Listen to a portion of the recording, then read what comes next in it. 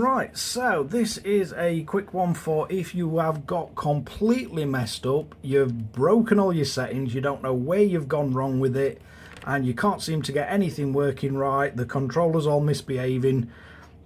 So basically, you can go into system menu, you can scroll all the way to the bottom, and when you get down here, you have got factory reset.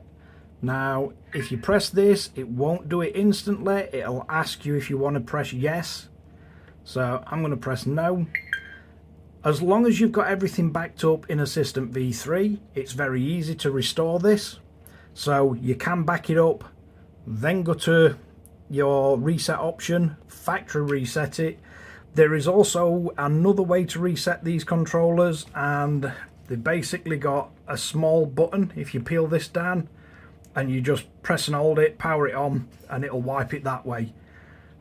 You can also put it into the debug mode by pressing that button and pushing the throttle all the way forward. Press and hold it, push throttle all the way forward. But that menu will come up in Chinese, so you'll need Google Translate on your mobile to get you through it. I have done videos on this on both the Pro and the MB4. But it's just an option that if you really screwed it up, or say you're selling it to somebody else, you want to reset it back to stock, you can just take that factory reset option, fully reset your controller, and off you go. It's just as it came out box. It will only reset it to the actual firmware it's on though. So factory reset will not reset it back to the factory firmware.